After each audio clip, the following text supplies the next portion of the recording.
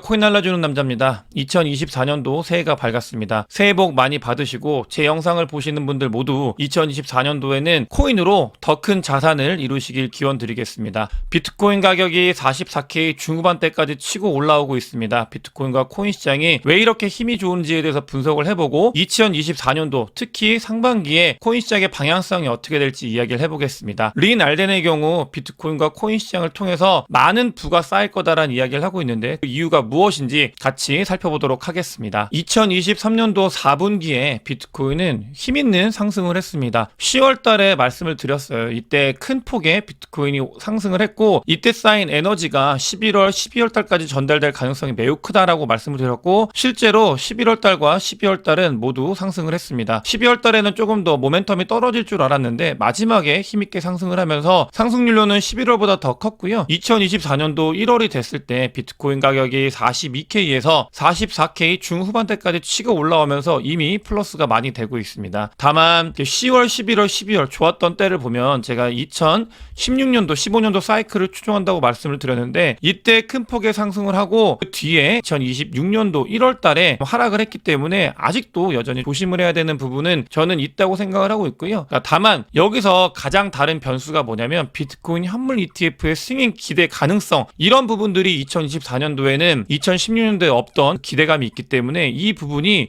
마이너스가 아니라 플러스로 계속해서 에너지를 끌고 올라가는 힘이 있다, 이런 변수가 다르다라는 걸 인지를 하면서 우리가 장을 봐야 되겠습니다. 해가 바뀌고 제가 멤버십 게시글에다 글을 남겼는데 영상을 보시는 분들께도 똑같은 이야기를 전해드리고 싶어서 이걸 가지고 왔습니다. 어떤 부분이냐면 아직도 우리는 누구보다 일찍 들어오신 분들입니다. 좋은 길을 잘 골라서 오신 분들이기 때문에 코인이 올랐다라고 해가지고 포모가 오거나 그런 게 아니라 더 큰 기회가 우리 곁에 있을 거다. 우리 곁에 이런 기회가 있을 거라고 저는 확신을 하고 있습니다. 그렇게 여러분들께서도 코인 시장이 끝난 게 아닌가, 나는 기회를 놓친 건 아닌가, 이런 생각을 하지 마시고 다가오는 2024년도, 다가왔죠. 2024년도에는 더 잘 준비를 해서 더 크게 2024년도 말 2025년도를 보시면서 달리셨으면 좋겠습니다. 그래서 이런 부분들을 게시글에다 남겨놨는데 구독자분들도 똑같습니다. 저는 준비를 해도 아직 전혀 늦지 않았다고 생각을 하고 있고요. 영상을 보시면서 좋은 코인을 싸게 잘 사고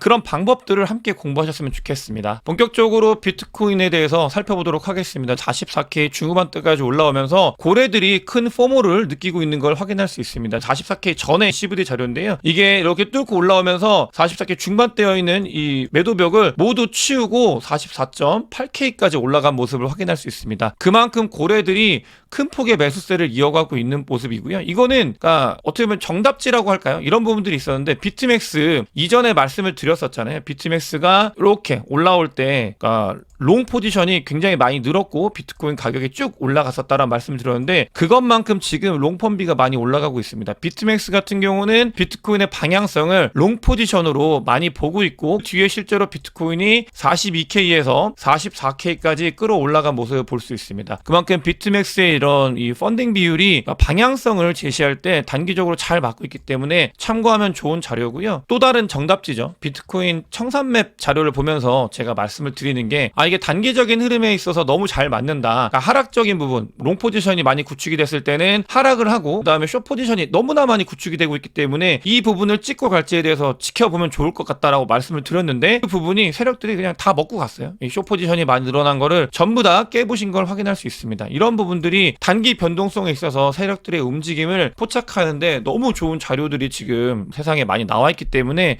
움직임을 예상해 볼 수 있습니다. 다만 44K, 전 고점이 44.8K인데요. 이 부분을 안녕하게 뚫고 나면은 위에 48K까지 갈 수 있는 가능성이 많아지기 때문에 이런 추세의 전환이 진짜로 이루어진 것인지 같이 보면 좋을 것 같습니다. 30분 봉으로 봤을 때도 기술적인 지표를 통해서 코인의 단기적인 흐름, 트레이딩을 하시는 분들도 30분 봉으로 봤을 때 너무 좋은 자리에서 다 반등이 일어났다. 이런 부분들은 전고점을 뚫고 갈 가능성이 너무 높다. 단기 전고점이죠. 요 라인. 요걸 뚫고 가서 윗부분으로 갈 가능성이 크다라고 이야기를 하고 있고, 그 부분을 이제 48K로 보는 사람들이 많이 늘어나고 있는 상황입니다. 이 부분 깨고 올라갔을 때 정말로 48K까지 가는지 지켜보면 좋을 것 같습니다. 이런 상황에서 린 알덴이 비트코인은 장기적 우상향을 할 수 있는 에셋이라는 이야기를 팟캐스트에 나와서 이야기를 했고, 그것 말고도 최근에 연말 연초 때 굉장히 많은 이야기를 린 알덴이 하고 있는데, 저는 거시적인 흐름에 있어서 이런 분석들이 너무나 좋고 저도 개인적으로 제가 보고 있는 것과 비슷하기 때문에 이런 부분들을 설명을 드리고 싶어요. 저희가 거시적인 흐름은 계속해서 살펴봐야 되는데, 한 가지가 가장 큰 이슈입니다. 경기 침체가 언제 오느냐, 경기 침체가 어떻게 세게 오느냐, 이런 부분들을 많이 보고 있을 텐데, 린 알덴 같은 경우는 경기 침체 관련돼서 조금은 부정적으로 바라보고 있는 뷰를 가지고 있습니다. 왜 그러냐면 2008년도 때 전 세계 금융위기가 왔을 때, 서브프라임 모기지가 터졌을 때는 이런 거예요. 그러니까 미국에서는, 특히 미국에서 어떤 이 부동산을 가지고 있을 때 본인 자산이 아니라 레버리지를 일으켜서 너무나 많은 사람들이 가져갔다. 그러니까 레버리지 비율이 높아지고 본인이 돈으로 산 게 비율이 줄어드는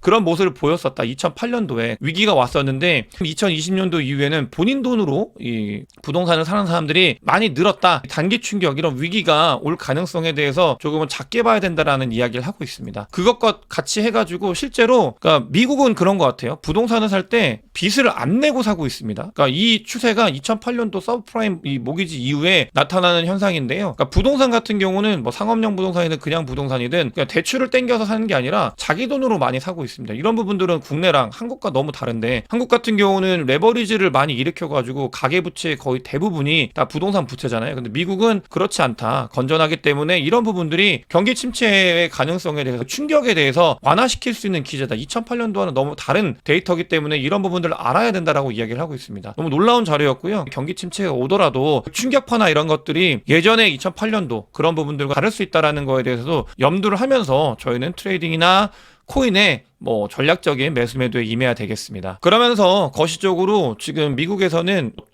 QT라고 해가지고 재정 긴축을 한다고 말씀을 드렸잖아요. 이 QT 기간이 이어지고 있는데, 그 과정에서 그러니까 이것만 하는 게 아니라 유동성을 계속 늘리고 있는, 뭐 영래포나 TGA 자금으로 유동성을 계속 늘려나가고 있다. 시장에는 돈이 지속적으로 들어오고 있는 게, 이거는 영상에서 제가 자주 말씀을 드렸죠. 그 증거들을 가지고. 근데 이런 부분들을 막고 있어서 경기 침체나 이런 것들이 크게 올 거냐, 이거에는 물음표를 띄워야 된다. 이런 이야기를 하고 있습니다. 저는 정리를 하면은, 저의 생각은 2024년도 특히 1분기 같은 경우는 경기 침체 관련되어 있는 메타가 반드시 올 거라고 생각은 하고 있는데, 깊이나 강도, 그다음에 기간은 알 수가 없습니다. 거기에 맞춰가지고 저는 전부터도 코인을 계속 DC하면서 매수를 했고요.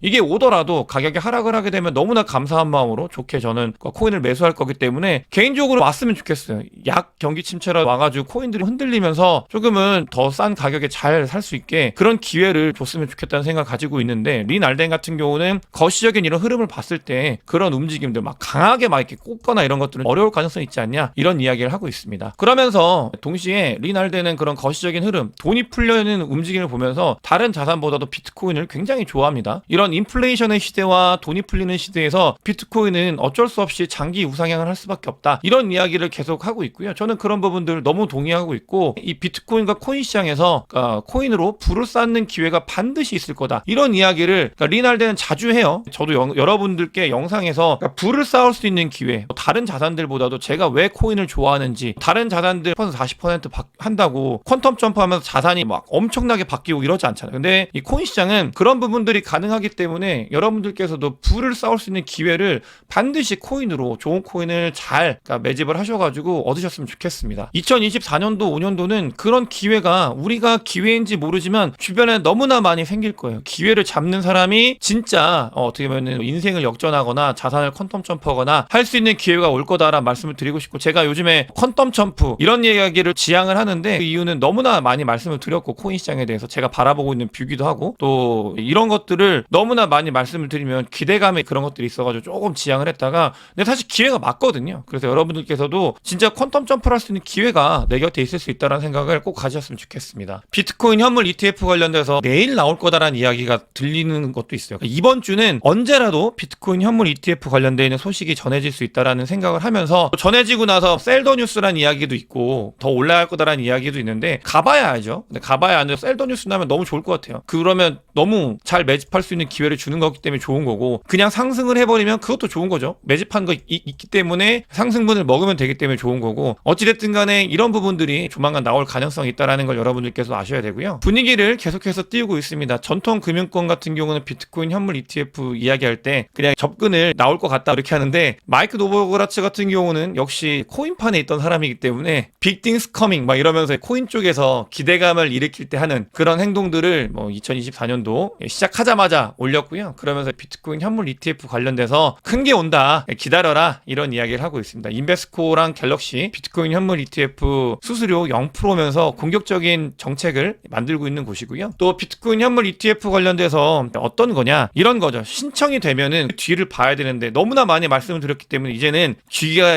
피가 날 정도로 다 아실 건데 비트코인 현물 ETF가 들어오게 되면 가장 중요한 거는 레가시 금융에서 포트폴리오에 대한 실제 수요의 증가, 그러니까 실제로 들어올 수 있는 돈들의 게이트를 마련한 거다라는 게 가장 중요하다고 말씀을 드렸어요. 지금까지는 안 됐는데 이게 된다. 이 되고 안 되고의 차이, 0과 1의 차이는 너무나 크기 때문에 그 부분이 이제 자금이 들어올 수 있는 게이트가 될 수 있다라는 거를 우리는 반드시 알아야 돼요. 단기적으로 하락을 했다가 뒤에 이제 큰 폭의 상승, 이 부분을 봐야 된다는 이야기를 정말 많이 말씀을 드렸습니다. 너무나 중요한 거기 때문에 근데 대부분의 사람은 여기에 포커스를 둬요. 어쩔 수 없습니다. 그거는 사람의 본성이기 때문에 여기에 포커스를 두는데 이게 아니에요. 우리 이걸 먹어야 됩니다. 그러면서 한 가지 조심해야 되는 거. 여러분들 기관이 들어오면 너무나 악랄할 거고 여러분들이 가지고 있는 비트코인이나 코인들을 뺏기 위해 누구보다 더 잘하죠. 선수들이기 때문에. 그러니까 그런 거 있어요. 지금까지 코인 시장에서 공부는 우리가 더 많이 했는데 사람들이 전문가한테 약간 기대고 전문가들이 말하는 거에 대해서 믿고 이런 편향이 굉장히 강하거든요. 전문가라고 하는 거는 스펙 이런 거예요. 막 스펙이 좋은 막 골드만삭스 이런 애들이 막 이야기를 해요. 비트코인 ETF 관련돼서. 근데 골드만삭스나 이런 애들보다 여러분들이 저랑 함께 공부한 게 더 긴데 우리는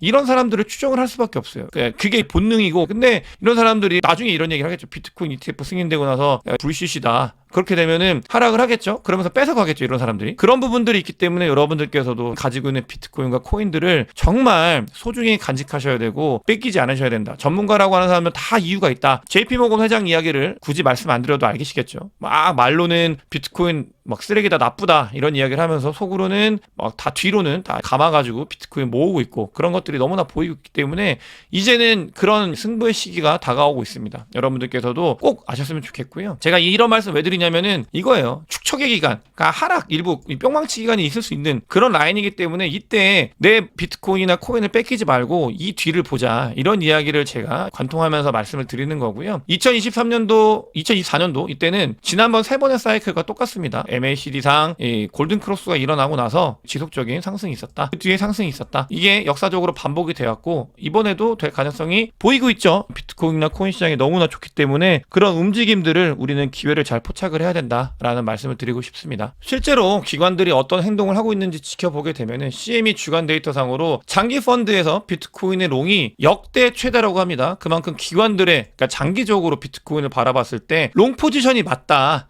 그냥 롱이다 이렇게 이야기를 하고 있어요. 그러면서 숏 포지션은 0건이다. 우리가 이런 것들을 보면서 장기적으로 월가에 있는 기관들이 어떤 방향을 보이고 있는지에 대해서 답이 나와 있잖아요. 롱 포지션을 보고 있다는 걸 알 수 있고 숏 포지션 0건 충격적인 겁니다. 여러분들 이런 거. 근데 롱이 역대 최다다. 이런 움직임의 변화를 보면서 우리는 어떤 방향에 베팅을 해야 되는지를 유출할 수 있고요. 실제로 지금 리얼라이즈드 프로핏 앤 로스 레이쇼를 보게 되면 아직 갈 길이 너무 멀어요. 왜냐하면 이 불장 때는 이렇게 레벨 4까지 올라가야 되거든요. 근데 너무 바닥이에요. 아직까지. 가야 될 길이 너무나 많이 있다. 다가올 2024년도가 그러니까 2024년도 다가왔죠. 그러니까 너무 기대가 된다. 이런 말씀을 드리고 싶고요. 테더사가 비트코인을 계속해서 매집을 하고 있는 건 아시죠? 테더에서 나오는 이익을 가지고 일부를 비트코인을 모으고 있는데 그렇게 모은 비트코인이 벌써 전체 비트코인 월렛 중에 10 안에 들었습니다. 66,000개의 비트코인을 모았고 이 비트코인을 모았을 때가 수익이 거의 한 1조 5천 정도 1조 5천억 원 정도 수익이 났다고 합니다. 그러니까 사실 코인 시장에서 서플라이 디맨드 하면서 번 메커니즘 이런 것들이 굉장히 중요한데 여러분들은 모르시겠지만 비트코인은 여러분들이 코인 활동을 USDT로 열심히 하고 계시면은 그 USDT를 통해서 활동한 걸 가지고 비트코인이 자체적으로 번이되고 있는 이